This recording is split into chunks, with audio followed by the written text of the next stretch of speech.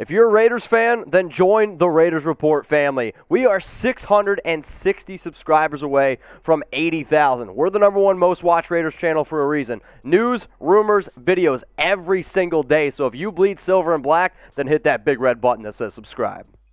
No matter the location, from O-A-K-L-A to L-B, I'm a Raider. Today's show, the 6 biggest losers on the Raiders roster after minicamp so far. If you love the shirt that I'm wearing, I got it from Autumn Abyss. If anybody out there maybe missed a Father's Day gift, or if you're just looking for some brand new Raiders gear, I want you to go to autumnabyss.com and then scroll on down a little bit, click Enter the Abyss. That way you guys can save 20% off on all of their awesome gear. Let's get into number 6 here on my list in terms of the biggest losers for the Raiders. I'm going to go with Darious Philon, defensive tackle for this team. He hasn't played since 2018, arrested in 2019 on an assault charge and found not guilty. The biggest reason why I am putting him as a loser is because Darius Stills, from everybody that I talk to, has a leg up on him in terms of being that defensive tackle number 5. If the Raiders decide to keep 6 DTs, then maybe Philon does end up making it. The biggest reason why the Raiders decided to bring in Philon is because in his 32 games with Gus Bradley, 64 tackles, 8.5 sacks, 18 quarterback hits, 14 tackles for a loss. My biggest problem is this.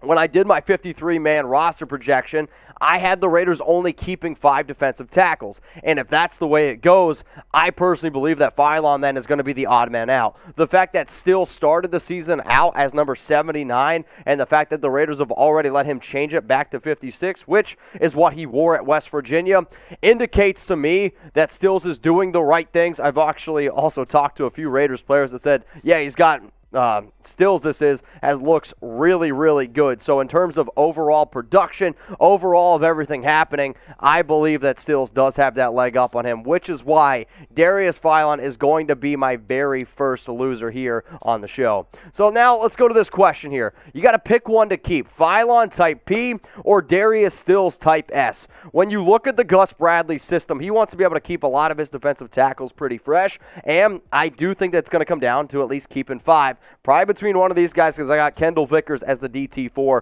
So type P for Philon, or I want you to type S for Stills. Let's go to number 5 on my list. This one absolutely rips my heart out of my chest because I love Amik Robertson. But according to the latest reports, Robertson is 3rd on the depth chart right now at the slot cornerback position. They tried to use him at slot last season as a rookie. Didn't really work out. Now, he didn't get a lot of snaps, played only 35 snaps, but Vic Tafur also went on to say this past week that if he doesn't have a good training camp, he could actually end up not making this roster, which kind of blows my mind considering the fact that this was one of these kids that I really liked a lot. Coming out of Louisiana Tech in his 3 years in college, he had 14 interceptions. He had a good little burst there, but if he's not working on the inside, and if the Raiders aren't happy with his production on the outside as well, it could be a tough situation for Robinson. And also, Gus Bradley, he likes these longer cornerbacks, and Robertson at 5'8", he's just simply not that long. So I want you guys to speak your mind here. If you want Robertson to make the 53-man roster, I want you to smash the like button. If you don't know where it is, look underneath the video. It's literally a thumbs up button. If you go ahead and click it, it tells me that you want Robertson to make the roster. I know I want him to. When they drafted him in the 4th round, 137 overall in the 2020 draft, I was just like, man, if they just give this kid a little bit of time, he can be a really good player. So another sponsor here on the Raiders Report, I want to give a special shout out to Savvy Lifestyle. I know for weeks I've been telling y'all how well these knives work, but actually, instead of me just telling about it, we're actually going to show you how bad or how badass these things are. 17 professional knife set. You can get it at chatsports.com/knife. 50% off with code 50Raiders. So that's going to be in the comments and it's going to be in the description. So what I want producer Sam to do is this. I want him to roll some tape. We're going to go full Fruit Ninja on you. Ah! Oh, yes! Oh. Yeah.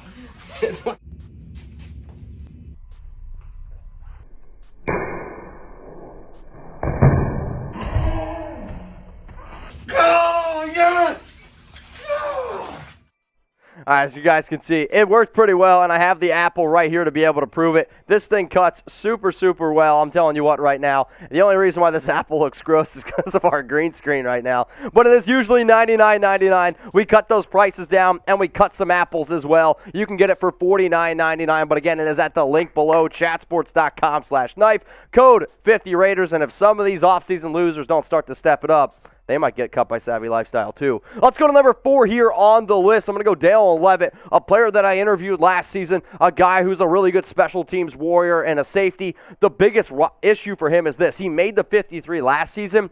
I just don't see how this guy can honestly make it this year. You drafted Tyree Gillespie in the 4th round of this past year's draft. Actually, you traded up for him, and when I listen to some of these coaches talk about Gillespie, they are just blown away by his athletic ability. Then the Raiders went out and signed Roderick Teamer Jr., which a lot of people probably overlooked, but Gus Bradley loves this dude, and he was one of the more significant special teamers on the Chargers over the last few seasons. So, if it really comes down to Leavitt or Teamer, I really think that Bradley's going to go into Gruden's office and he's going to be like, this is the guy that I want. Now, that doesn't mean that Leavitt's not going to be in the plans, because if he's got to go on the field, the Raiders are in a big issue. But in terms of being a reliable special teams player, that's what his role is. And I don't see him getting signed by another team. So for the Raiders to not really keep him on the 53 and then let him be on that practice squad, that's why I have Leavitt here as an unfortunate loser. Now, I don't know if you guys have seen this one yet, but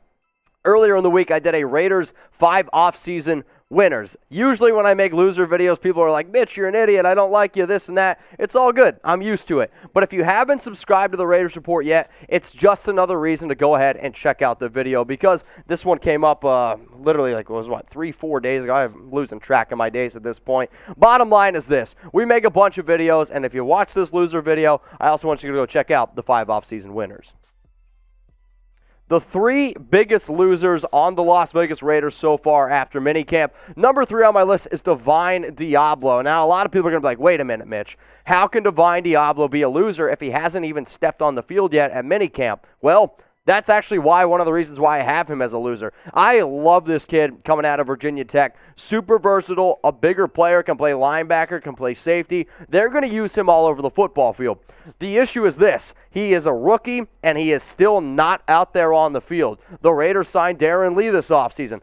From people that I'm starting to talk to, Dallin Leavitt has a legitimate shot at making this roster, and the fact that he has an undisclosed injury, I don't know if they're trying to cover up something else, or if he does actually have an injury. That does scare me a lot, because when it really comes down to it, if the Raiders decide to keep 5 or 6 linebackers, they're going to keep Littleton, Kwiatkowski, Nicholas Morrow. Do they keep Tanner Muse, Javen White, or Deablo? They have 6 legitimate players, and then you throw Darren Lee into that mix.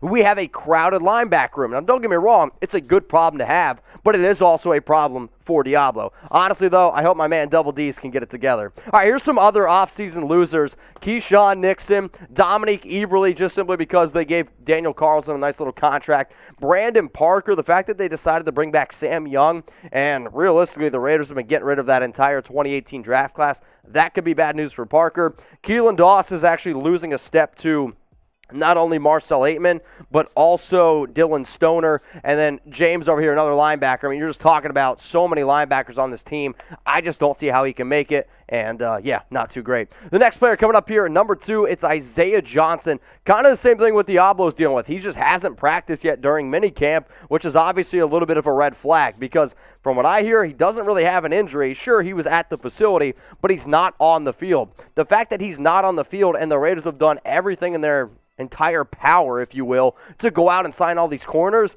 that's an issue. Plus, Isaiah was known when he first came out of Houston to be a little bit of a longer, lankier corner, 6'2", 210 pounds. The Raiders signed Rasul Douglas. No disrespect to Isaiah Johnson. I'm a big fan of Douglas, and I know Gus Bradley is as well. That's probably bad news for a player like Johnson, considering the fact that if the Raiders want to keep 6 corners on this roster, I just don't really see how Johnson's going to be able to fit in. There were some other reports that he could potentially play safety, but Raiders are pretty set right now at safety. That is why Isaiah Johnson is number 2 on my losers list. Before I give you guys number 1, I got something pretty awesome to show you.